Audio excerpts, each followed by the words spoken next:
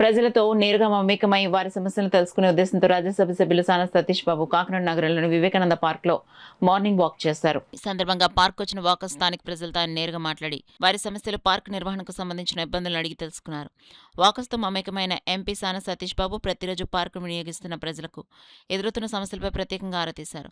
Walkers, టాయిలెట్ల నిర్వహణ, మురుగునీటి పారుదల, తాగునీటి సౌకర్యం తదితర సమస్యలను ఎంపీ దృష్టికి తీసుకొచ్చారు. ప్రజలు తెలిపిన ప్రతి సమస్యను ఎంపీ సానా సతీష్ బాబు సానుకూలంగా విని వాటి పరిష్కారానికి అవసరమైన చర్యలు తీసుకుంటామని హామీ ఇచ్చారు.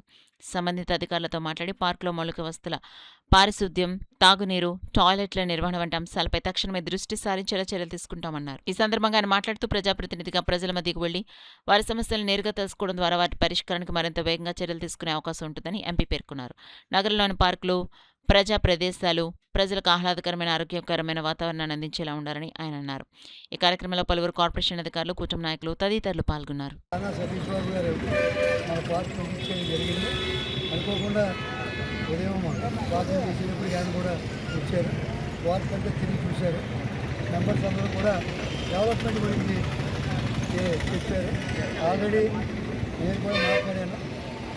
నెల 2 నెలల క్రితం ఎమ్మెల్యేలు కూడా వచ్చారు, చూశారు. అన్ని రకాల బాధలు ఇక్కడ కావాల్సిన సదుపాయాలని చెప్పారు. తప్పకుండా చేస్తానని చెప్పి హామీ ఇచ్చారు.